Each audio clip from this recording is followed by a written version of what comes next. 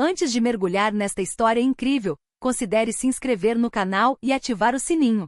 Cada história aqui tem algo a dizer, e você não vai querer perder nenhuma. Chicago, outono de 2022. Folhas mortas rodopiavam pelas ruas como memórias que se recusavam a se fixar. Cobriam as calçadas com uma colcha de retalhos ocre e marrom, deslizando sob os passos apressados de homens e mulheres agasalhados em seus casacos. Um vento frio assobiava entre os prédios, trazendo o cheiro de chuva, metal e solidão. Passava um pouco das 8 da manhã, e Chicago acordava sob aquela luz opaca que só o outono consegue lançar, nem promissora, nem totalmente sem esperança. Buzinas distantes, latidos de cachorro e sussurros anônimos criavam uma trilha sonora urbana que ninguém mais ouvia. Em um beco adjacente ao mercado da Rua 61, uma pilha de caixas de papelão encharcada servia de cama para uma figura encolhida. Uma mulher de certa idade, com a pele rachada pelo frio, as unhas pretas de sujeira, os olhos ondulando de cansaço. Ela estava lá todas as manhãs, inalterada, como uma parte da cidade que ninguém havia realmente colocado ali, mas que todos aceitavam como certa. O casaco, grande demais para ela, parecia tê-la engolido por inteiro. Um chapéu tricotado à mão, desgastado até os ossos, cobria seus cabelos grisalhos e emaranhados. Ela usava luvas de lã sem dedos, revelando mãos desgastadas pelo tempo e pelas dificuldades. A seus pés, um copo de plástico rachado. Dentro, algumas moedas, jogadas distraidamente por culpa ou reflexo. Nós o chamamos Mamãe de um apelido que surgiu do nada, mas que ficou com ela. Alguns acenavam para ela, outros evitavam seu olhar, mas ninguém realmente parava. Ninguém falava com ela. Ela havia se tornado invisível, um fantasma da cidade. E no entanto, naquela manhã, algo mudou. E SUV preto com vidros escurecidos aproximou-se lentamente do meio-fio. O veículo destacava-se nitidamente contra o ambiente dilapidado, como um intruso em uma pintura a óleo. Parou silenciosamente, o motor quase ronronando, como se o próprio destino estivesse prendendo a respiração. A porta traseira se abriu com uma lentidão quase cerimonial. E um homem saiu. Alto, esguio e de porte nobre. Usava um longo casaco de cachemir cinza escuro e um lenço de seda azul escuro amarrado impecavelmente no pescoço. Seus sapatos italianos brilhavam apesar das poças d'água. Em sua mão, um relógio suíço de platina que valia mais do que tudo que os moradores daquele bairro possuíam juntos. Caminhava com uma naturalidade natural, uma gravidade elegante. Mas seus olhos revelavam algo mais. Uma tensão, um chamado interior. Parecia alheio à rua, nem aos olhares curiosos que o cercavam. Procurava algo, ou alguém. O nome dele era Richard Colemans. Richard, de 39 anos, era o que as revistas financeiras chamavam de bilionário que se fez sozinho. CEO da Zolunteche, líder em energia renovável, cresceu em uma família adotiva amorosa e ascendeu na hierarquia com uma velocidade estonteante. Foi eleito o Homem do Ano pela Forbes, condecorado pelo governo por seus compromissos ecológicos, convidado para todos os aparelhos de televisão.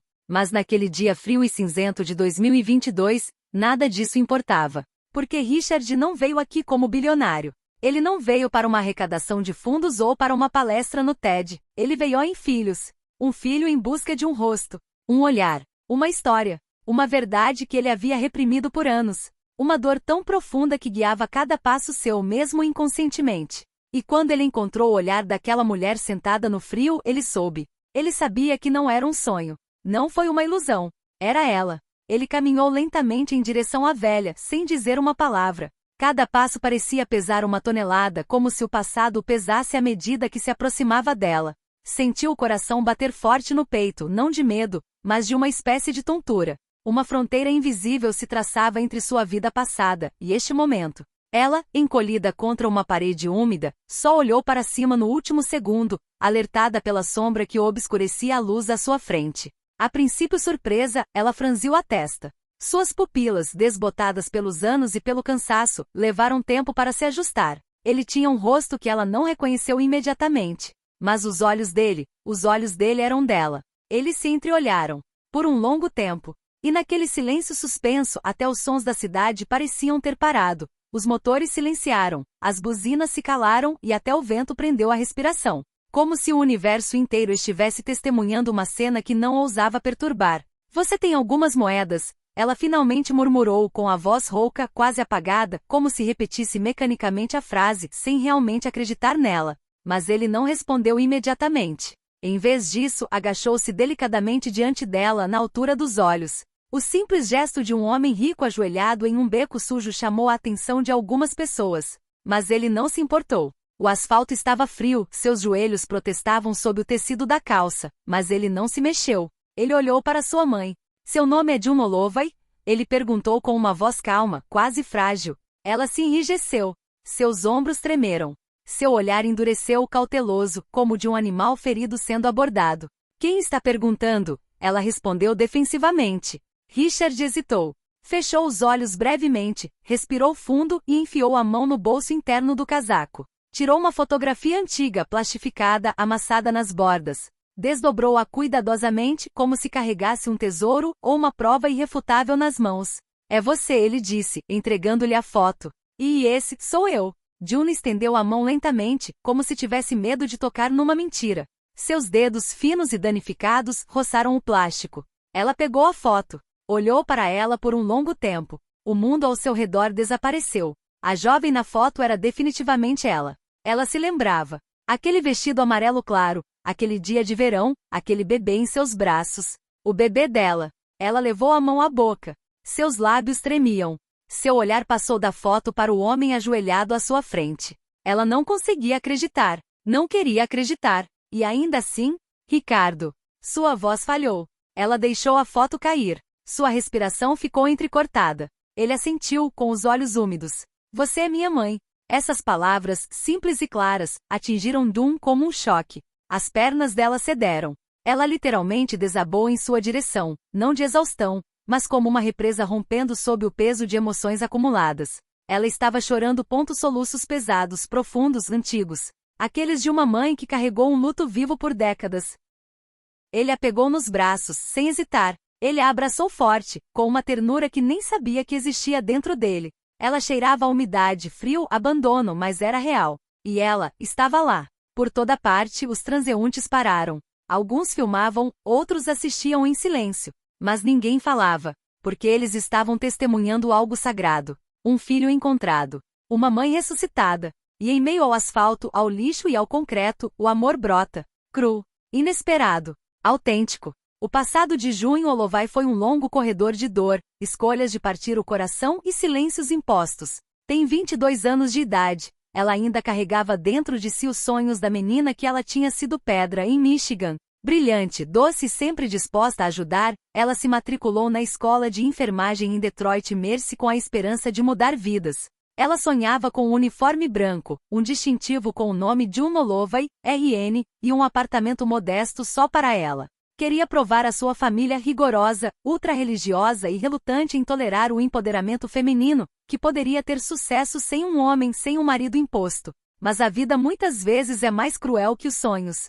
Foi neste mesmo hospital, durante um plantão noturno, que ela conheceu o Dr. Gregory Langston, um médico experiente, atraente e carismático, e casado ela sabia que era proibido. Sabia que não deveria se apegar. Mas ele tinha as palavras doces, o calor, a atenção que ela nunca receberá. Em sua solidão, ela confundia atenção com amor. E quando ela lhe contou que estava grávida, foi como se um quarto tivesse desabado sobre ela. Ele se tornou frio e distante. Chamou-a de mentirosa e a acusou de tentar destruir sua carreira. 3 dias depois, pediu à gerência que a transferisse para outro hospital. June estava sozinha. Quando ela voltou para a casa dos pais em busca de apoio, sua mãe lhe deu um tapa. Seu pai, pastor de uma igreja batista, literalmente bateu a porta na cara dela. Você é uma vergonha, June. Você não é mais nossa filha. Rejeitada. Grávida. Desamparada. Ela voltou para Detroit e vendeu tudo que possuía. Então, em um último esforço para sobreviver, ela embarcou em um ônibus Greyhound a Chicago. Ela encontrou refúgio em um abrigo para mulheres durante os últimos meses de gravidez. Lá, entre paredes em ruínas e refeições mal aquecidas, ela deu à luz sozinha, sem ninguém para segurar sua mão. O bebê que ela deu à luz era lindo. Mestiço, com pele cor de caramelo e olhos castanhos profundos. Ela o chamou de Ricardo, nomeada em homenagem ao seu avô, o único homem que a amou incondicionalmente. Mas depois de apenas algumas semanas, June percebeu o óbvio. Ela não podia lhe oferecer uma vida. Não neste estado. Não nesta miséria. Ela não tinha dinheiro nem para comprar leite em pó para ele. Ela o via chorando, com o estômago vazio, e seu coração se partia um pouco mais a cada dia. Então, numa manhã de janeiro, enquanto a neve cobria as calçadas de Bronzeville, ela o envolveu num único cobertor que possuía e o deitou em frente a uma igreja batista, Igreja de Santo Emanuel, e colocou em sua cesta um bilhete, escrito à mão com uma caligrafia trêmula. Meu nome é June. Não tenho nada, mas eu o amo. Cuide dele. Um dia ele vai entender. Então ela foi embora, sem olhar para trás. Mas cada passo para longe do bebê era uma dor no coração, um abandono, uma culpa que ela nunca parou de carregar como uma cruz. Desde aquele dia ela vagou de um abrigo para outro. Anos se passaram. Seu corpo enfraqueceu. Sua mente também. Ela perdeu seus documentos, sua identidade, até se tornar apenas Mamãe June, aquela mulher destruída e esquecida, sentada todos os dias na mesma esquina, com suas luvas furadas e suas memórias como sua única riqueza. Durante esse tempo, Ricardo, criado por Paul e Clarice Anderson, um casal mestiço de Milwaukee, ele um pastor branco, ela uma professora afro-americana, cresceu apaixonado, mas não sem questionamentos. Ele tinha tudo. Educação particular, livros em profusão, valores sólidos. Mas o vazio permaneceu lá, elusivo.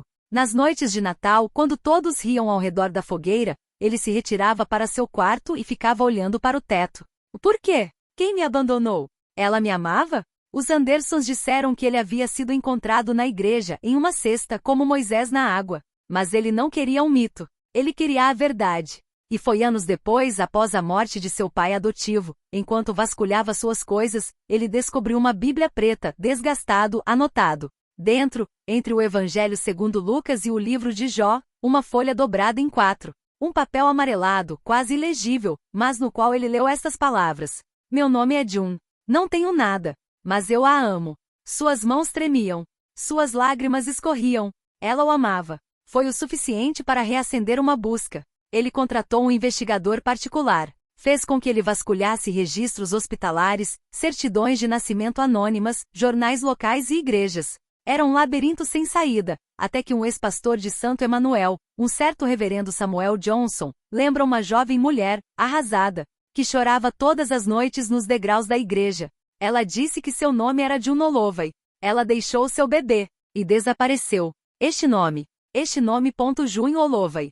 E foi esse nome que levou Richard, esta manhã fria de 2022, para a zona sul de Chicago. Para esta mulher, sentada num pedaço de papelão encharcado. Para este rosto marcado mas familiar. Para este olhar, aquele que o olhou pela primeira vez em seu nascimento. Richard não hesitou por um segundo sequer. Quando June desabou em seus braços, ele compreendeu que o momento não precisava de explicação racional. Não pediu um teste de DNA nem confirmação oficial. A conexão era mais antiga que o sangue. Ele a sentia em seus ossos, na memória do corpo, naquele olhar que o vira antes que o mundo o nomeasse. Ele fez um sinal simples ao motorista. Sem dizer uma palavra, o homem saiu para abrir a porta do SUV. Richard gentilmente ajudou June a subir. Ela cambaleava, tremia como uma criança deixada do lado de fora por muito tempo. Suas pernas, rígidas pelo frio e pela humilhação de tantos anos, lutavam para andar. Mas ela entrou no carro como se estivesse entrando em um sonho, ou como se uma lembrança esquecida de um futuro lhe tivesse sido arrancada. Direção: Lake Shore Drive. A viagem foi silenciosa, interrompida apenas pelo ronronar baixo do motor e pelos olhares furtivos que Richard lançava à mãe, sentada ao lado. Ela ainda segurava a foto contra o peito, como um talismã. Quando chegaram em frente à casa, uma casa grande e moderna com vista para o lago Michigan, June não ousou descer. Este é o seu lugar? Ela sussurrou. Agora é nossa casa, ele respondeu. Ela hesitou novamente. As colunas de pedra branca, as imensas janelas salientes, o jardim impecavelmente cuidado. Tudo parecia pertencer a um filme, não à sua vida. Mas ele estendeu a mão para ela, e ela a aceitou. Nos dias que se seguiram, Richard mobilizou seus recursos. Ele trouxe um médico pessoal, uma nutricionista, uma psicóloga especializada em traumas. Cortaram seu cabelo, lavaram seu corpo e trataram seus ferimentos visíveis e invisíveis. Trouxeram-lhe roupas quentes, lençóis limpos, chinelos, livros, chás de ervas e silêncio. Mas não foi o conforto material que aborreceu June. Era o olhar do filho. Um olhar que não a julgava. Que não a questionava sobre seu passado, nem sobre suas ausências, nem sobre seu abandono. Ele a deixou em paz. E isso talvez fosse a coisa mais rara do mundo. June tinha medo de tudo. Da cama enorme. Dos interruptores, da comida servida em horários determinados. E do silêncio, principalmente do silêncio, que amplificava as vozes dentro dela. Às vezes ela acordava assustada no meio da noite, pensando que ainda estava em um beco. Tinha vergonha de sentar nos sofás excessivamente brancos. Sempre pedia permissão antes de entrar em um cômodo. Mas Richard, nunca pressionado, ele estava lá todos os dias com uma xícara de café ou chocolate quente. Ele vinha sentar-se ao lado dela e, em vez de perguntar sobre o passado, conversava sobre o seu. Você sabia que eu tinha medo do escuro até os 12 anos? Você sabia que eu tocava piano na igreja, mas somente quando ninguém estava olhando? Ele a fazia rir, às vezes chorar, às vezes as duas coisas. E pouco a pouco, ela também começou a falar. Dias felizes. De Michigan. Do sonho de abrir uma clínica. Do vestido amarelo que ela usou no dia em que o deu à luz. Das noites cantando para ele dormir. Ela não tinha esquecido. Richard estava trabalhando em seu escritório no andar de cima. Era tarde, mas uma luz suave entrava pela sala de estar. Intrigado, ele desceu. June estava lá, sentada na poltrona perto da lareira. Um cobertor leve sobre os joelhos, um livro entreaberto nas mãos. Seus óculos escorregaram pelo nariz. Ela havia adormecido enquanto lia. A luz da lareira dançava em seu rosto sereno. Richard se aproximou e se ajoelhou ao lado dela. Ele a olhou por um longo tempo. Viu suas rugas, os vestígios de uma vida dura demais. Mas também viu paz, relaxamento, aceitação. Ele colocou a mão sobre a dela e sussurrou quase sem pensar. Mãe.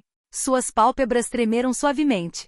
Ela abriu os olhos, um pouco confusa, e então sorriu. Um sorriso verdadeiro. Não um sorriso falso, nem um sorriso de agradecimento. Um sorriso de mãe. E ela simplesmente respondeu. E meu filho. Foram 2 palavras. Mas foram suficientes para curar décadas de silêncio. 6 meses depois, um dia que marcaria para sempre suas vidas. O sol de inverno lutava para romper as nuvens pesadas sobre Chicago. Uma grande sala de conferências envidraçada no coração do distrito financeiro estava lotada. Jornalistas, fotógrafos, ativistas, amigos e curiosos ocupavam as fileiras de assentos cuidadosamente alinhadas. No centro, sobre uma plataforma luminosa, estava Richard Coleman. Seu olhar era penetrante, mas calmo, carregado de uma emoção que ele havia reprimido por muito tempo. Ao lado dele, sentado em uma cadeira simples, mas digna, estava June Olova e ela usava um vestido simples, de cores suaves, e um leve sorriso nos lábios. Parecia frágil, mas a força interior que emanava dela capturava toda a atenção. O murmúrio da plateia diminuiu gradualmente. As câmeras focaram suas lentes, capturando o momento em que Richard falou. Hoje quero compartilhar uma verdade pessoal, ele começou com a voz calma, mas cheia de gravidade. Quero falar sobre amor, resiliência e, acima de tudo, perdão. Ele fez uma pausa e encontrou o olhar da mãe. Ela não é um erro. Ela não é uma desgraça. Ela é minha fonte. Minha raiz. Eu tenho força. A sala explodiu em aplausos, alguns chorando, outros concordando silenciosamente. Tenho orgulho de ser filho dele. Richard anunciou a criação de uma fundação que agora levaria o nome de sua mãe. Junis Hope tem como objetivo ajudar mulheres em situação de rua, especialmente aquelas como minha mãe, que enfrentaram abandono, pobreza e exclusão. Queremos oferecer a eles mais do que um refúgio, uma segunda chance, dignidade restaurada, treinamento, apoio psicológico e moradia estável. A mídia cobriu o evento ao vivo. O público ficou profundamente comovido com a emoção genuína de ambos os protagonistas. Dezenas de promessas se juntaram, voluntários se ofereceram para ajudar e parcerias foram formadas rapidamente. Nos meses seguintes, June tornou-se uma figura pública inesperada, mas autêntica. Convidada para palestrar em escolas, universidades de prestígio e conferências TED, ela contou sua história sem rodeios. Sua voz, suave mas firme, evocava abandono, medo, noites geladas na rua, mas também a força insuspeitada que ela havia encontrado dentro de si. Ela falou de sobrevivência, de redenção, mas acima de tudo de amor. Ela lembrou ao mundo que por trás de cada mulher em situação de rua havia uma história, uma mãe, uma filha, uma amiga. Em seu 40º aniversário, Richard queria marcar esse renascimento com um gesto simbólico. No salão principal do maior centro de visitantes de Junis Hope, ele mandou erguer uma estátua de bronze. Uma mulher em pé, cabeça erguida, olhar orgulhoso, segurando uma criança contra si, como se quisesse transmitir sua força e amor. Aos pés da estátua, uma inscrição simples, mas poderosa. Até uma rainha pode cair, mas um filho amoroso a cria. Questionado muitas vezes sobre o que mais o orgulhava, Richard nunca falou sobre seus bilhões ou sobre as inovações revolucionárias de sua empresa. Ele invariavelmente respondia com um sorriso humilde: encontrei minha mãe. E eu a coloquei de volta em seu trono. Essas palavras ressoaram muito além das paredes de palácios de vidro e salas de reunião. Elas falavam de humanidade, perdão e esperança.